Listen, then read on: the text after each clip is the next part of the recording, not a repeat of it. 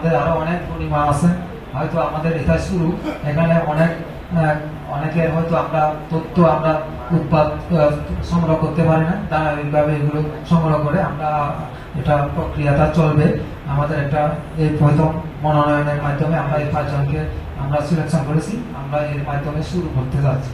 তো এখানে হয়তো অনেক ভুল ত্রুটি থাকতে পারে, আপনারা আমার নিজ করে ক্ষমা করতে দেখবেন এবং আমরা চাই আপনাদের সহযোগিতার মাধ্যমে এগিয়ে যাওয়ার জন্য এবং আমাদেরকে সার্বিকভাবে সহযোগিতা করবেন।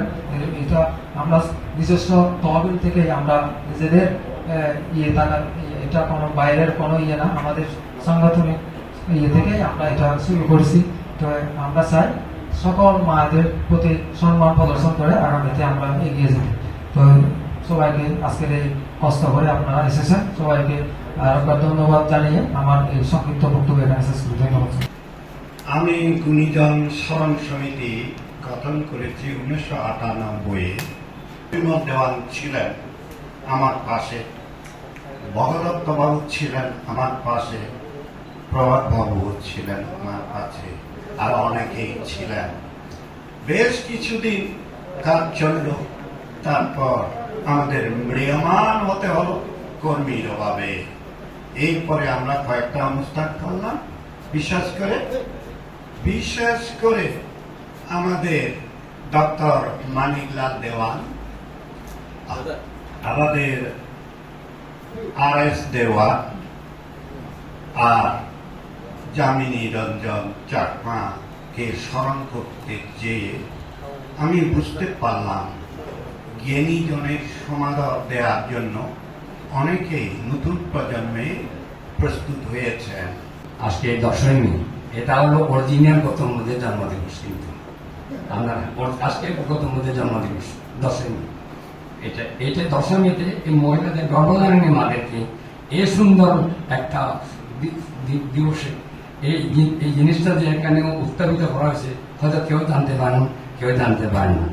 গৌতম বুদ্ধের জন্মদিবস হলো 10ই মে, তো আমার জন্মদিবস হলো 11ই মে। মিস্টার অমিত চাকমা, যিনি কানাডা বিশ্ববিদ্যালয় থেকে এখন অস্ট্রেলিয়া আছেন, ওনার মা এখানে উপস্থিত আছে। নিজের মায়ের মতো মনে করতেছি, যেহেতু ওনার ছেলের সাথে আমি প্রায় 1 বছরের সমান সেম দেশে উনি গভর্নমেন্ট হাই স্কুল টিচার ছাত্র ছিলেন, আমি ছিলাম। তাহলে এর মা থেকে আমরা কি পাই? 4টা জিনিস পাই। কি? প্যাশন, লাভ, সিম্পেথি, ইন্টেন্সিটি, প্যাশন, লাভ, 4টা জিনিস পাই। তার মানে হচ্ছে মায়ের ভালোবাসা, মুখের হাসি। 2 নম্বর হচ্ছে আসক্তি, ইন্টেন্সিটি। 3 নম্বর হচ্ছে মায়ের যে সহানুভূতিটা, সহনশীলতা। এই 4টা জিনিস আমরা দেখি। একজন মানুষ, শিশু যখন জন্ম হয়, মা ডেলিভারি করতে সময় কত জীবন দান দিয়ে গেছে, সে মারা, সেই শিশু জীবিত হয়ে গেছে, মা জীবন চলে গেছে।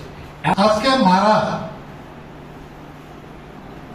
10 মাস 10 দিন ফেতে রেখে, গর্ভের ভিতরে রেখে সেই ছেলে সন্তানকে যারা মানুষ করেছে,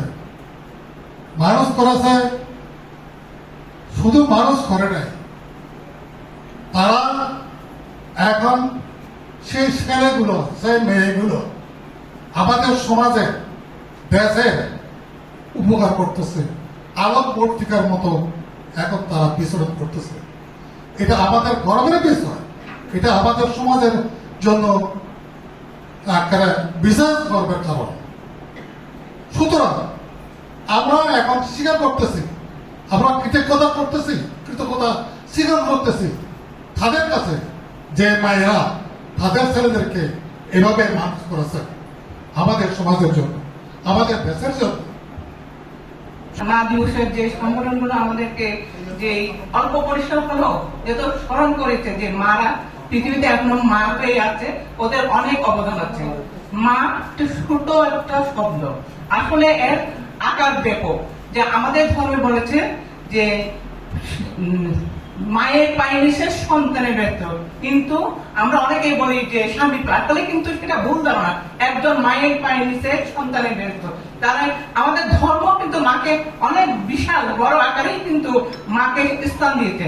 সেই মা গর্ভ ধারণ করার থেকে শুরু করে যে বাচ্চা প্রসব করা পর্যন্ত যে মায়ের যে কষ্ট, সেই কষ্টগুলো একজন মা ছাড়া কেউ বোঝে না। তারপরে প্রসব করার পরে যে বাচ্চা লালন পালন করা, ওইটাও কিন্তু একটা মায়ের অনেক কষ্ট। যেহেতু ঘুম যেতে পারে না, বাচ্চার কান্নার জন্য প্রসব করে সব ইচ্ছে খেয়েছে। তার মধ্যে বাচ্চা যখন বড় হয়, লেখাপড়ার চিন্তা থাকে। যখন বাচ্চা একটু ইয়ে হয়, তাদেরকে বিয়ে দেওয়ার চিন্তা থাকে একটা মেয়েকে। মা যে কত বড় ধন, যার আছে সে হয়তো অনেকে বুঝছে না, আর যার নাই সে বুঝতে পারছে না। একটা সন্তান যখন কনসিভ করে তখনই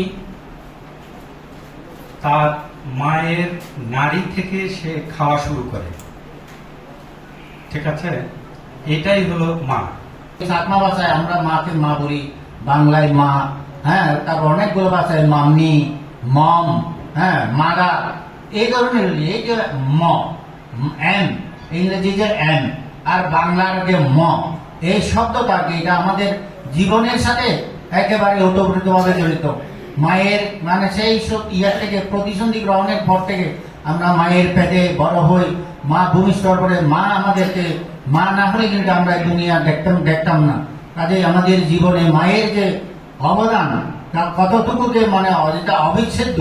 কিন্তু দুঃখ লাগে তখনই, অনেক মোটামুটি আমরা ছেলে পুলে জন্য অনেকে মায়ের মানে কথা বা মায়ের সাথে, অর্থাৎ যে পরিবারের সাথে যে ধরনের একটা আচার আচরণ আমরা দেখি, হ্যাঁ, সেটা অনাকাঙ্ক্ষিত, অনভিপ্রেত। আমাদের এখান থেকে শিক্ষার প্রয়োজন আছে। শুধু আজকের অনুষ্ঠানটা এখানে শেষ না, আমি আশা করব বাড়িতে গিয়ে হলেও এটা যাতে আমরা প্রত্যেকে বলি যে হ্যাঁ, এই ধরনের অনুষ্ঠান হয়েছে, আর এটা শেষ না, এটা শুরু। এটা বলেন যে আগামীতে হয়তো আরো দেওয়া হবে। বড় জীবু মতামত জীবু এখানে কেরোফেনিয়া মোর বেকন বিয়া গুজো মোর এখান সিগুন করিনে, মোর সাগুর করিনে, অন্যরকম কষ্ট করিনে, মানে মানুষ করিল কত কষ্ট, মানে সিগুন নতুন ধরে মুড়ি বড় করিনে, একদম মানে সিগুন করিনে, চাকরি করিনে, এই পয়সা মই অন্যরকম মানে অন্যরকম মানে ফলে দিল বেকনে যাই এলোতে চলি ভাল পারা বেকনতো মই আজিপাত মাগর যে সব সময় মাথার মধ্যে থাকতো বাচ্চা কাচ্চা কিভাবে মানুষ করবো, আসলে মানুষ হবে কি না। দুইজনে চাকরি করি, অফিস থেকে যাইতাম রাত 8টা 9টা, এত ইয়ার মধ্যেও যে ইয়ে করছি, মানুষ কদ্দূর হচ্ছে আমি বলবো না, মানুষে বলবে। এই হইল যে মানে আমার চিন্তাধারা যে ফলপ্রসূ, সার্থক, মানুষ ওরা চলতে পারবে ভবিষ্যতে ওদের ইয়ের মতো। এটাই আমি মানে সবার কাছে কি বলে আশীর্বাদ এবং মঙ্গল কামনা করে আমার বক্তব্য। আমার নাম নীলিমা চাকমা, কিন্তু আমি বৈবাহিক সূত্রে চাকমা হয়েছি এবং চাকমা সমাজে আছি, কিন্তু আমি বাঙালি হিন্দু মেয়ে। আমার বাবা একজন শহীদ অর্জুন চন্দ্র দেব, ওনার পরিচিতি মুন্সি আব্দুর রউফ স্কয়ারে আছে। তবে অনেক কষ্টের মাধ্যমে আমার অনুভূতিটা হলো, আমি একটা সমাজ থেকে আরেকটা সমাজে এসে ভাষা পৃথক, খাবার পৃথক, চিন্তাধারা পর্যন্ত পৃথক, তবুও আমার স্বামী এবং আমার আত্মীয় স্বজনদের সহানুভূতি এবং সাহায্যে আমি আপনাদের সমাজে আজকে কি বলবো, গর্বের সাথে সেরা মা উপহারটা পেয়েছি। এই জন্য আমি সবাইকে বলবো, সবাইকে ধন্যবাদ। তবে আমি মনে করি সবাই সেরা মা, শুধু আমি একা নই। যে মেয়ে গর্ভধারণ করে একটা সন্তান প্রসব দেয়, সেই তখনই সেরা মা হয়ে যায়। জন্মদানের পর সন্তানকে বড় করে এবং তাকে পৃথিবীর আলো দেখায় এবং তাকে মানুষ করে, তখনই সে সেরা মা হয়ে যায়। যখন সেই সন্তানকে সে জীবন যুদ্ধে এস্টাবলিশড হওয়ার জন্য, জীবন যুদ্ধের সংগ্রাম করার জন্য তার মা প্রেরণা দান করে, তাকে অর্থনৈতিকভাবে সাহায্য করে বা উপদেশ দেয়, তখনই সে সেরা মা হয়ে যায়।